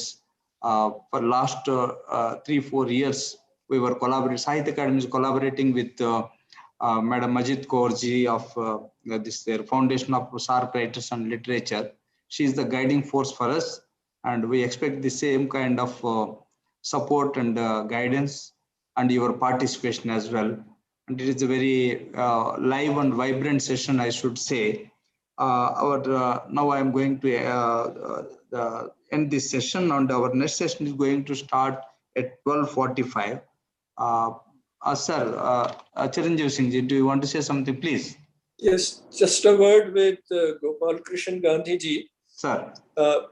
I am reading Gandhiji's autobiography in Gujarati. And as you said, his style is something which completely blows you off, and especially the humor. The translations are all, especially the English translation, which I saw, makes it very bland. Would it be possible for you to do another translation, keeping the humor intact? That would be beyond me, Chiranjeev ji. My Gujarati is not good enough, but I must say that fresh translations have been attempted. Professor Bhikhu Parikh has done a translation. Professor Tridip Surud has done an analytical and critical study of the different translations.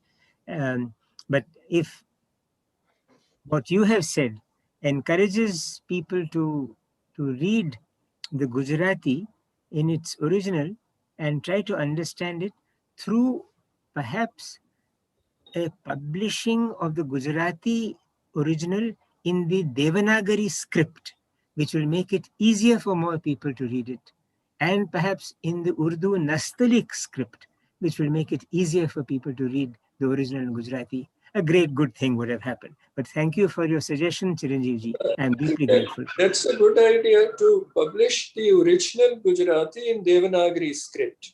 And in the Urdu Nastaliq script. Urdu Nastaliq. It would be wonderful if SahityaAkademi can take up your excellent suggestion. Yeah, sure, sir. It's the humor which I found was lost in the translation. Yes. He's a very humorous person. Yes. So, certainly, sir, we will take up this publication. SahityaAkademi will publish it, because Gandhi means we don't have any barrier. We can publish it. Perfect.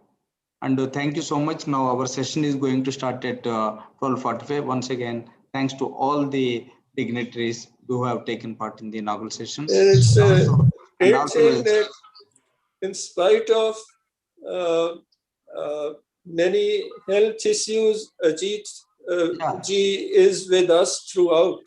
Yes, yes. As I said, she is a very brave person. Yeah, perfect. Very brave in writing, very brave in her life. And I know the physical problems of eyes and etc., but she has been throughout with us. Ajit ji, our salutations to you once again. Yes, I absolutely. I endorse that fully. Thank you. Yeah, we too. We all agree with what Chiranjeev Singh ji has told. And she's a very restless lady, I should say. And she has already started planning for October conference of SAARC Writers. She never, so I want to declare that also. October dates also she declared. And soon I think again we all will meet in October. And Srinivas Rao Garu, our thanks to you also for your able sir, it's our pleasure meeting you, all of you, sir. Thank you. Thank you so much. Thank you, madam. Thank you. Now I am ending this session. Thank you.